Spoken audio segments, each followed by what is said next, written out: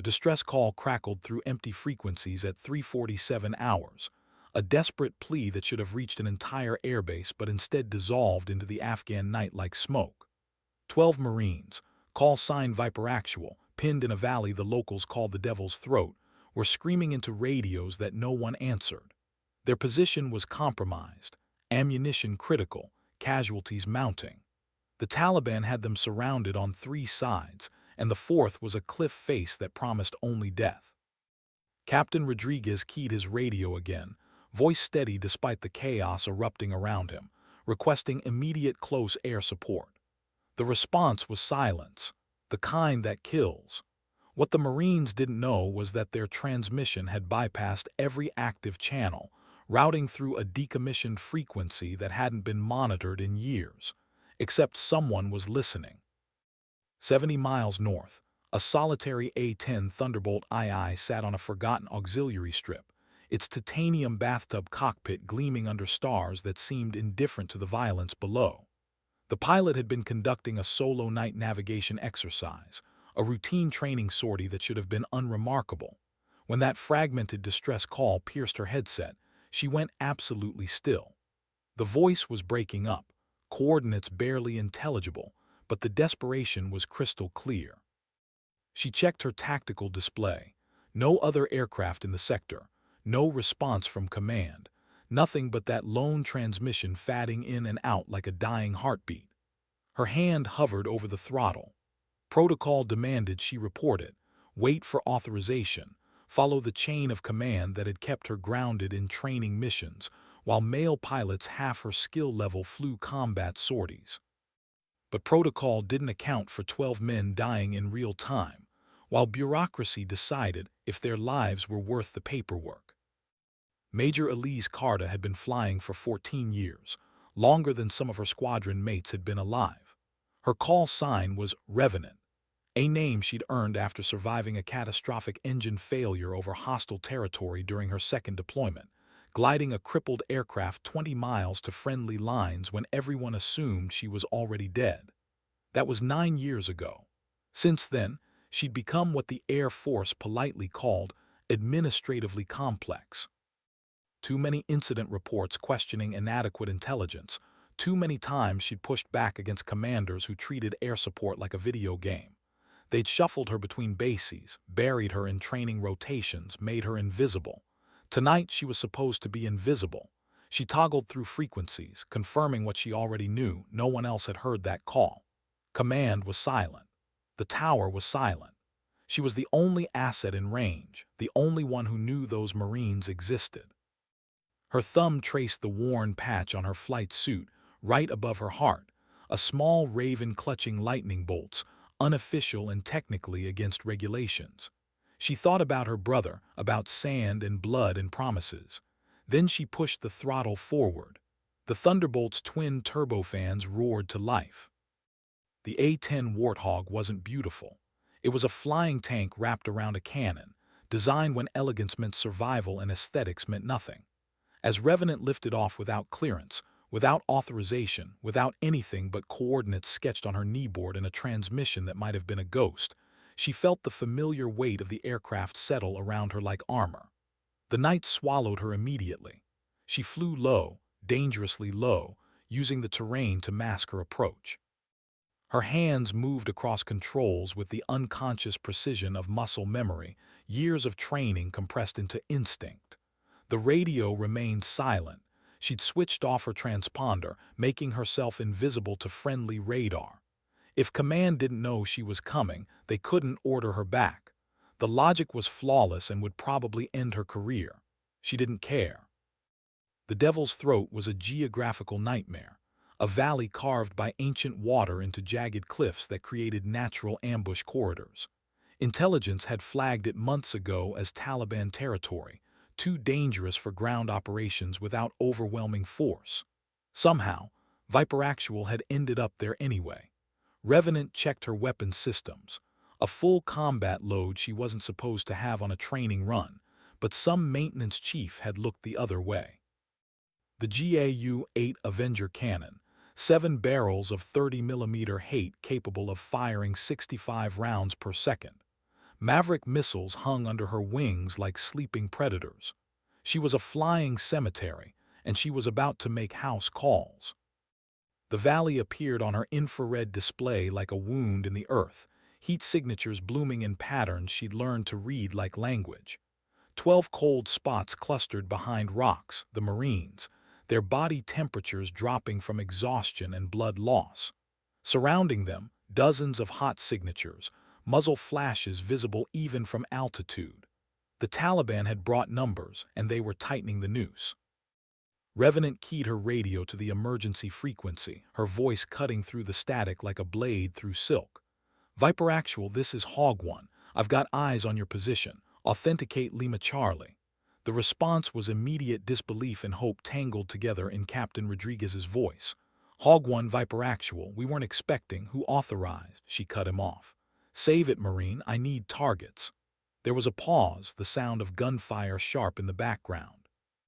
When Rodriguez came back, his voice had shifted into pure professional focus. Hog 1, we've got approximately 40 hostiles dug in at grid November Victor 7324. They're in the rocks, elevated positions, mortars somewhere to the east. We're down to 20 minutes ammunition, 3 wounded, need immediate. Another voice interrupted, higher ranked, suspicious. Hog 1, this is Viper 6. What's your squadron? We have no air support scheduled for this sector. Revenant smiled without humor. Viper 6, I'm whoever shows up when you need saving. Now shut up and mark targets. The insubordination would cost her. Later, if there was a later. She banked hard, dropping below the ridgeline, and the world compressed into tactical geometry. The A-10 wasn't fast. It barely broke 400 knots flat out. But speed wasn't the point. The Warthog was built to loiter, to circle overhead like its namesake, to bring precision death at low altitude while absorbing damage that would obliterate any other aircraft. Revenant lit up the valley with her targeting laser, painting buildings and fighting positions in invisible light that her weapon systems drank like water. The Taliban had them good, classic L-shaped ambush, fire from multiple angles, escape routes covered. Textbook. But textbooks didn't account for 7 tons of titanium-armored rage descending from the night sky. She selected the eastern mortar position first. The Maverick missile dropped clean, motor igniting with a sound like tearing fabric, and then the valley lit up brighter than noon. The explosion rolled across the landscape, shockwave visible as a ripple in the dust. Secondary explosions followed, ammunition cooking off, bodies turned to silhouettes against flame. Rodriguez was shouting coordinates now, his voice steady despite the chaos, directing her fire with the precision of someone who'd done this before. She made her first gun run, diving toward the northern ridge where muzzle flashes clustered like fireflies.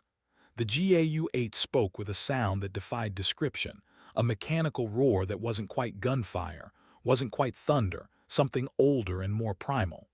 The cannon shells were the size of milk bottles, each one capable of punching through concrete. When they hit flesh and rock, the effect was biblical. The Taliban position simply ceased to exist. Dust and debris erupted in a line that traced her targeting path, and when it cleared, there was nothing but scorched earth and silence. She pulled up hard, feeling the G-forces press her into the seat, and began her circle. This was what the A-10 did best. Not fast attack runs like the fighters, but methodical, grinding destruction. She would orbit this valley until nothing hostile remained or her ammunition ran dry, whichever came first. Viper Actual, how copy? Rodriguez's response came through ragged breathing. Good hits, Hog 1. Enemy forces breaking contact, falling back to secondary positions. We've got breathing room. She checked her fuel gauge. 20 minutes of loiter time, maybe less. She'd blown past her reserve margins the moment she took off without clearance. This was a one-way trip unless she could find a tanker, and even that assumed command didn't order her to land immediately. Probably they would. Definitely they would. The Taliban weren't done. She watched new heat signatures emerge from caves she hadn't spotted initially. Reserves, reinforcements, someone down there was coordinating a counterattack.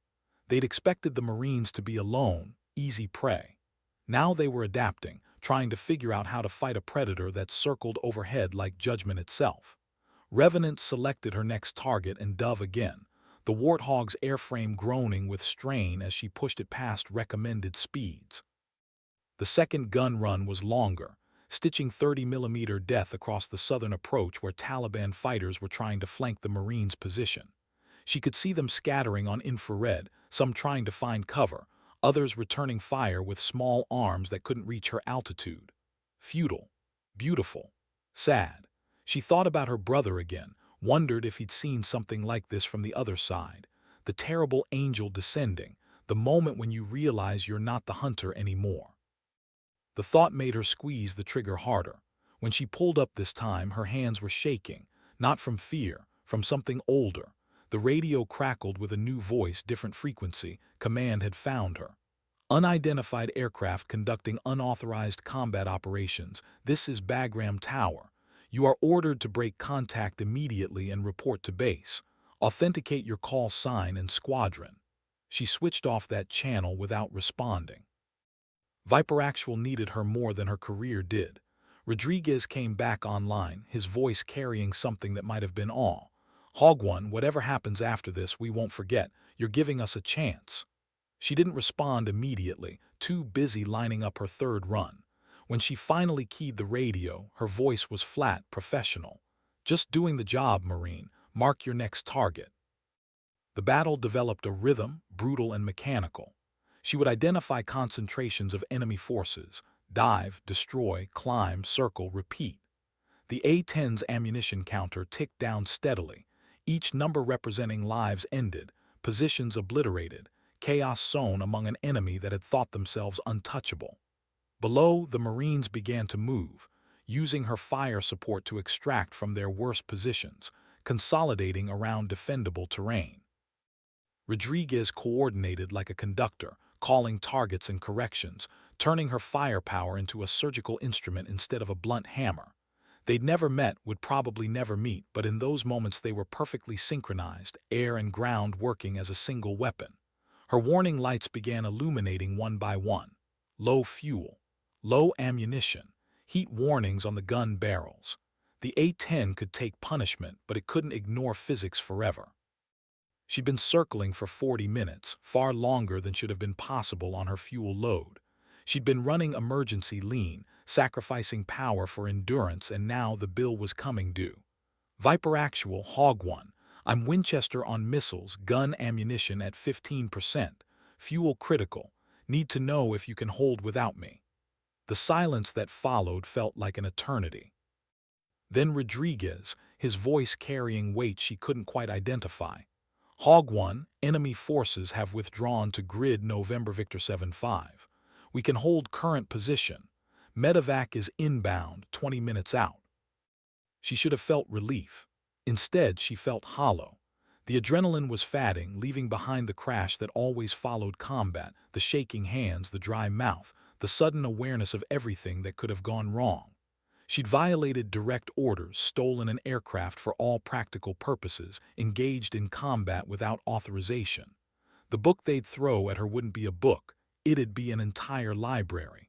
But 12 Marines would go home. That had to count for something. She turned north, toward Bagram, and began climbing to conserve fuel. The radio erupted with traffic, command demanding her position, fighter squadrons being scrambled to intercept. Everyone suddenly very interested in the ghost aircraft that had appeared and disappeared like a myth. She ignored most of it, focusing on keeping the Warthog in the air for just a few more minutes. Her hands found the small raven patch again, tracing its outline. Her brother had given it to her the day she got her wings, back when everything seemed simple, and the enemy wore uniforms and war had rules. He died 3 years later in Fallujah, calling for air support that never came because the mission wasn't prioritized, because someone decided 12 Marines weren't worth diverting assets, because paperwork mattered more than blood. She'd never forgiven that.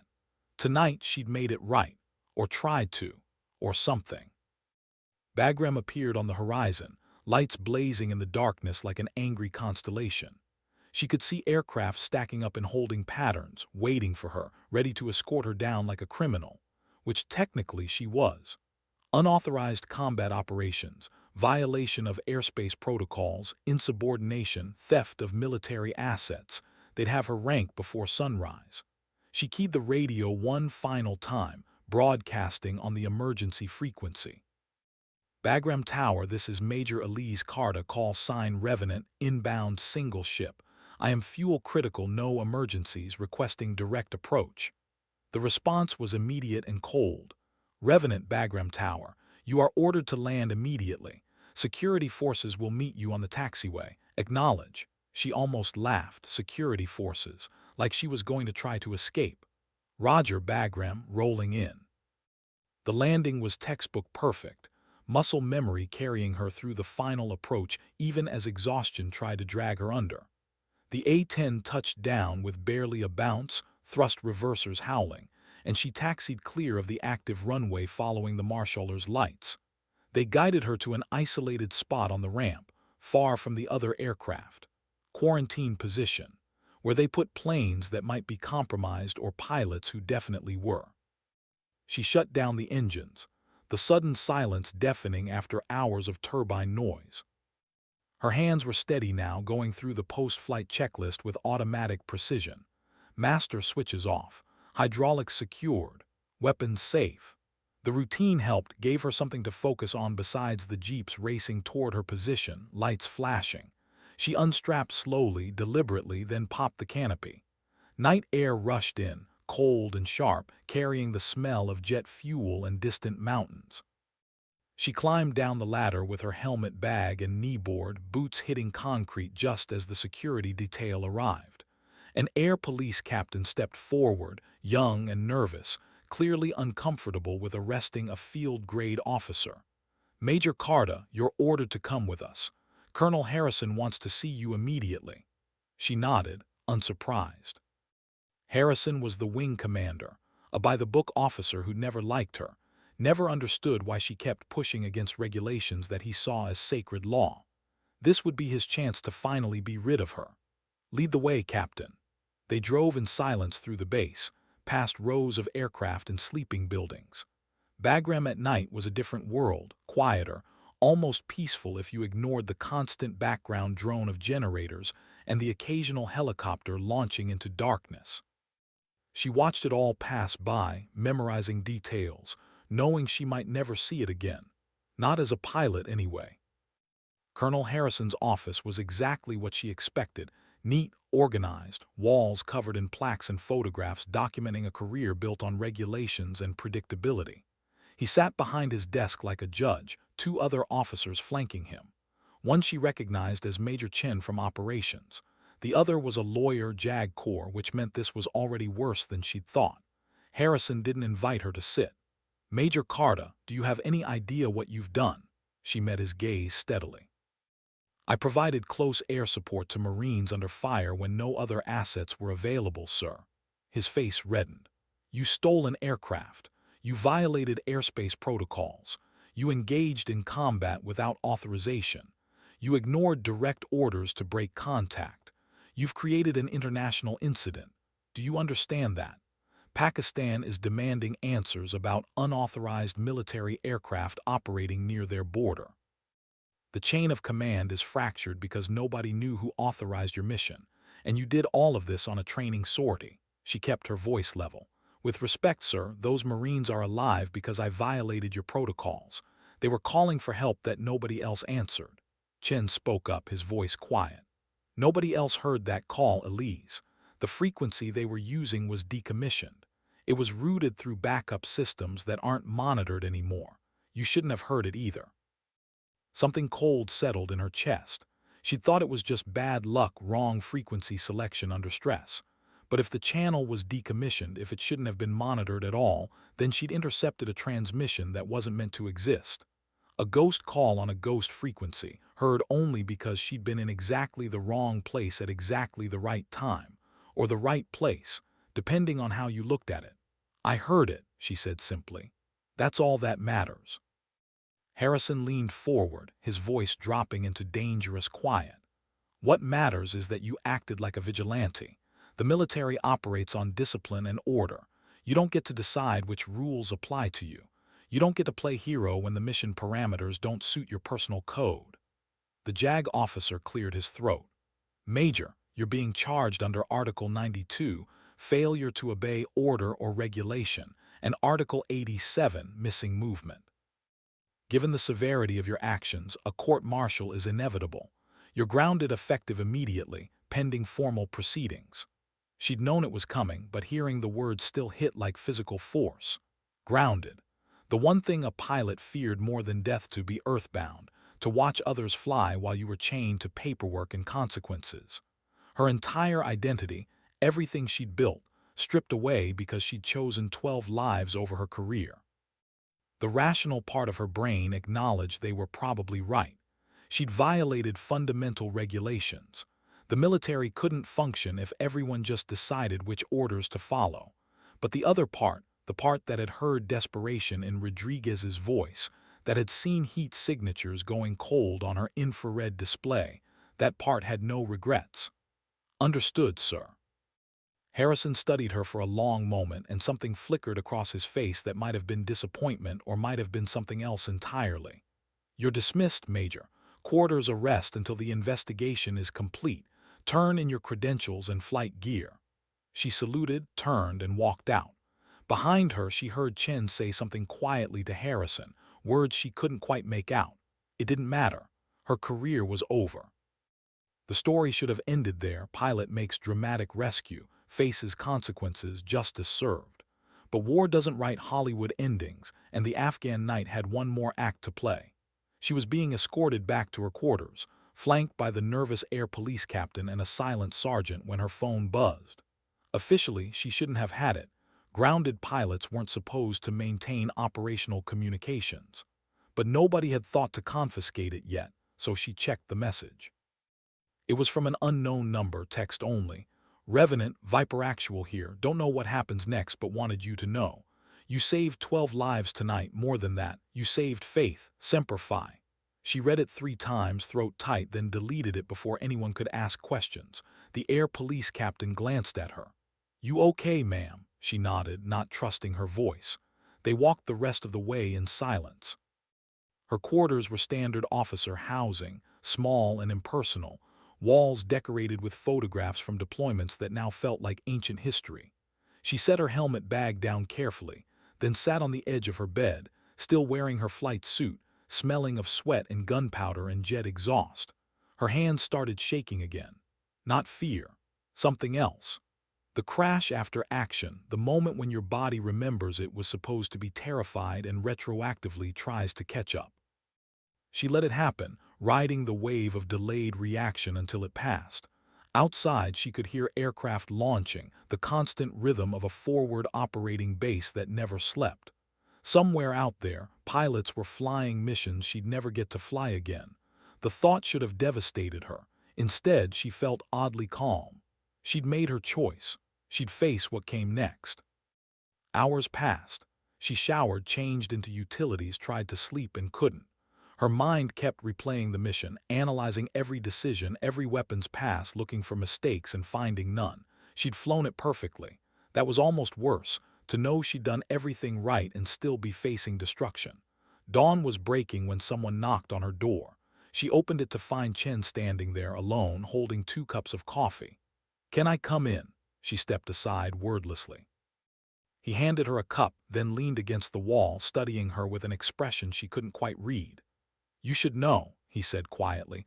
"Rodriguez and his Marines are telling everyone who'll listen that you appeared out of nowhere like an avenging angel. They're calling you the ghost of Bagram. Social media is picking it up. There's already videos circulating. Someone filmed your gun runs on their phone. It's going viral." She sipped her coffee, saying nothing. Chen continued, "Harrison is furious. The publicity makes it harder to quietly bury this. But there's also pressure from higher up, generals who think what you did was exactly the kind of initiative we're supposed to encourage. It's turning into a political mess." "What happens to me?" she asked. "Honestly, I don't know. Court-martial is still on the table, but there's also talk of an investigation into why that distress call wasn't properly monitored, why those Marines were out there without adequate support in the first place. You might have uncovered a bigger problem." He paused, choosing words carefully. Between us, half the pilots in the squadron think you're a legend. The other half think you're a dangerous maverick who should never fly again.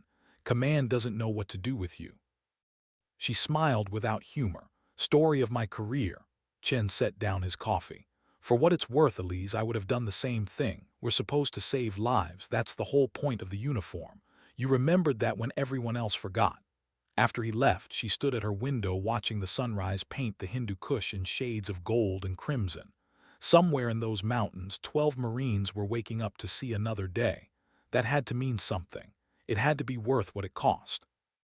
Didn't it? The days that followed blurred together in a haze of interviews, statements, and legal proceedings. She told her story repeatedly, to investigators, to lawyers, to a parade of officers who looked at her with everything from admiration to contempt. The media attention was relentless. Ghost of Bagram became a hashtag, then a meme, then a full-blown controversy about women in combat, about military regulations, about the nature of heroism and duty. She hated all of it. This wasn't supposed to be about her. It was supposed to be about 12 men who deserved to go home, but the narrative had escaped her control if she'd ever had it in the first place. Rodriguez and several of his Marines submitted formal statements defending her actions. Other pilots came forward with stories of times when regulations had prevented them from providing necessary support. The investigation expanded, looking into the decommissioned frequency, into how Viper Actual had ended up in the Devil's Throat without proper air cover, into systematic failures that had been quietly accumulating for years. She became the match that lit a fire nobody had intended. 3 weeks after the incident, she was called back to Harrison's office. Same setup, him behind the desk, Chen to the side, the JAG officer with his impassive expression. But something was different. Harrison looked tired, older somehow. Major Carter, the investigation has concluded. The court-martial charges are being dropped. She felt the ground shift beneath her. Sir. Dropped, he repeated, voice flat. Command has determined that while your actions violated protocol, they were consistent with the core values of the Air Force and prevented significant loss of life. You're being formally reprimanded. That'll go in your file and effectively end any chance of further promotion, but you'll keep your wings. It took a moment for the words to register. Keep her wings. She could still fly. The relief was so intense it was almost painful. The JAG officer spoke up. There are conditions. You'll be reassigned to a different squadron, different base.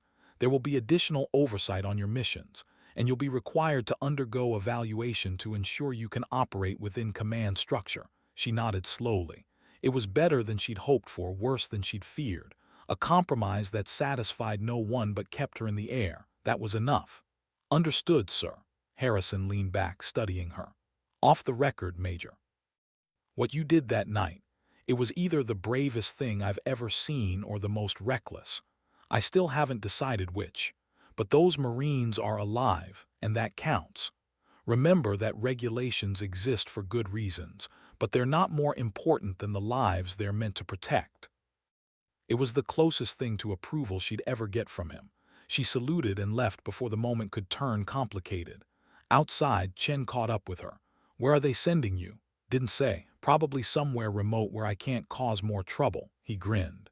You'll cause trouble wherever you go. It's your gift. She laughed despite everything, feeling lighter than she had in weeks. Whatever came next, she was still a pilot.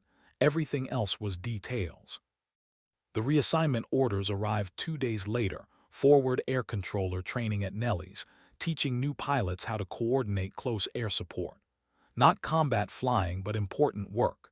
Training the next generation, passing on lessons learned in mountains and deserts and skis painted with fire.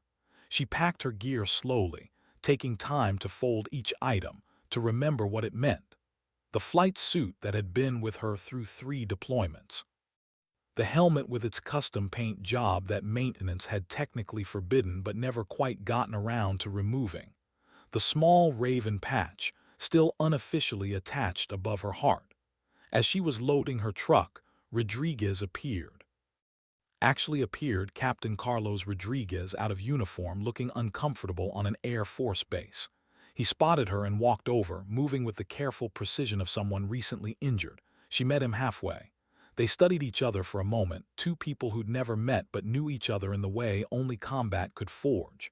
Major Carta wanted to thank you in person before you shipped out. She shook his hand. You already did, Captain. That text was enough. That text was immediate. This is after thinking about it, after talking to my Marines, after really understanding what you gave up for us. His voice was steady, but his eyes were intense. We know about the charges, about the reprimand. We know what it cost. She shrugged uncomfortably. I'm still flying, that's what matters. It matters to you, but it matters to us too that someone cared enough about 12 grunts in a bad spot to throw away her career. Do you know how rare that is? How much that means? She didn't know how to respond. He saved her by continuing. We took a collection. All of us, everyone who was there that night, had a local craftsman make something. He pulled a small wooden box from his pack and handed it to her. Inside, nestled in velvet, was a challenge coin unlike any she'd seen. One side showed an A-10 diving through clouds with 12 stars above it. The other side was engraved. Revenant Ghost of Bagram, Viper Actual sends their regards. Below that, 12 names, his Marines. She felt her throat tighten dangerously. Captain, I keep it, he said firmly. Remember that regulations don't save lives, people do. You did. Semper Fi, Major. He saluted, a Marine saluting an Air Force officer, technically wrong but somehow perfectly right, then walked away before she could embarrass herself by crying. She stood there for a long moment, turning the coin over in her hands, feeling the weight of it. Not just the metal, but what it represented. Faith, trust, the knowledge that someone had her back even when the system turned against her. She placed it carefully in her helmet bag next to the Raven patch. Then she climbed into her truck and drove away from Bagram, away from the mission that had defined her, toward whatever came next. Behind her, the sun was rising over mountains that had seen empires rise and fall, that had witnessed courage and cowardice, sacrifice and betrayal. The Hindu Kush didn't care about human drama, but somewhere in those peaks, in a valley locals called the Devil's Throat, 12 men were alive who shouldn't have been. That was the only truth that mattered. The rest was just noise. Nellie's Air Force Base outside Las Vegas was a different world, pristine, organized, far from combat zones. She reported for duty on a Monday morning, crisp and professional, ready to be whoever they needed her to be. The squadron commander, a lieutenant colonel named Patterson, looked her over with careful neutrality. Major Carta, your reputation precedes you. I'm sure it does, sir. I'm told you're either a hero or a problem, maybe both. What do you think? She considered the question seriously. I think I'm a pilot who made a choice, sir. I'd make it again. Patterson nodded slowly. Fair enough. Here's the deal. You're here to teach young pilots how to coordinate with ground forces, how to bring fire support that saves lives instead of ending them. You're good at that. Maybe the best. But you're also on a short leash. No more maverick operations. No more ghost missions. Can you live with that? She thought about 12 stars on a challenge coin, about a decommissioned frequency that shouldn't have existed, about the weight of an A-10 settling around her like armor. Yes, sir. I can live with that. Good. Dismissed. The work was different but satisfying in unexpected ways. She taught eager young pilots how to read ground situations, how to communicate with forward air controllers, how to distinguish between targets and civilians in the chaos of combat. She shared stories from her deployments, careful to emphasize lessons over glory, mistakes over triumphs. Some students looked at her with awe. The Ghost of Bagram was teaching their class. Others were skeptical, seeing only the reprimand in her file, the officer who defied orders. She didn't try to change their minds. She just taught them how to keep people alive. That was the job. One afternoon, 6 months into her assignment, she was reviewing a training scenario when her phone buzzed. Another unknown number. She almost ignored it, then recognized the area code. Afghanistan. She stepped outside to take the call. Major Carta. The voice on the other end was young, female, uncertain. Ma'am, this is First Lieutenant Sarah Vega. You don't know me, but I'm forward deployed with the 82nd Airborne. Captain Rodriguez gave me your number. She felt something shift in her chest. "What can I do for you, Lieutenant?" "I'm a forward air controller, ma'am. Been in country 3 months. Yesterday we had a situation pinned down, no air support available, communication systems malfunctioning. It was bad. I thought we were done." Revenant closed her eyes, knowing where this was going. "What happened?" "An F-16 pilot broke formation to support us. He didn't have authorization, violated his mission parameters. Command is furious. He's facing Article 92 charges. Ma'am, I don't know what to do. He saved 15 soldiers, but they're going to crucify him for it." The story repeating, the pattern continuing. She thought about Rodriguez, about Chen, about a choice made in darkness over Afghan mountains. "What's the pilot's name, Lieutenant?" "Captain Marcus Webb, ma'am. Call sign Paladin. He says he heard about you, about what you did. He said sometimes you have to choose between following orders and doing what's right. Now he's paying for it, and her voice broke, I feel responsible." Revenant leaned against the wall, watching jets take off in the distance, trails of light against the Nevada sky. "Lieutenant, listen to me carefully. What Captain Webb did was his choice, his decision. You don't carry that guilt. But here's what you do: you document everything. Every communication failure, every gap in coverage, every systematic issue that put you in that position. You make noise. You make sure people understand this wasn't about one cowboy pilot. It was about failures in the system that keep putting soldiers in impossible situations." "But will it help him, ma'am?" She thought about dropped charges and formal reprimands, about flying while carrying the weight of regulations you'd broken. "Maybe, maybe not.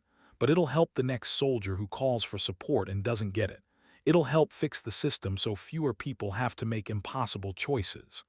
There was silence on the line then. "Will you testify if they court-martial him? About your experience, about how these situations develop?" She should have said no. She was still on thin ice, still being watched for signs of continued maverick behavior. Inserting herself into another unauthorized air support incident would be professional suicide. Patterson had been clear, no more controversies. But she thought about a young pilot facing the same crucible she had, about the weight of doing right in a system built on order. "Send me the details, Lieutenant. I'll do what I can." After the call ended, she stood there for a long time, watching the sky, feeling the desert heat against her skin. The sunset was painting clouds in shades of crimson and gold, the same colors she'd seen over Afghanistan, over Iraq, over all the places where young people learned that war was nothing like the stories. Her phone buzzed again, Patterson wanting to see her immediately. Somehow, he already knew. This was her reputation now, her identity. The pilot who couldn't stay out of trouble, who kept choosing people over protocol. She'd never be promoted again, never command a squadron, never climb the ladder that defined military success. But somewhere, soldiers were alive because pilots had chosen to break rules that needed breaking. That was a different kind of legacy. She headed toward Patterson's office, knowing the conversation would be difficult, not caring. The sky would still be there when she was done. It always was. And somewhere, someone was calling for help that everyone else would ignore. Until they didn't. Until someone heard. Until a ghost broke radio silence and reminded everyone that some things matter more than regulations.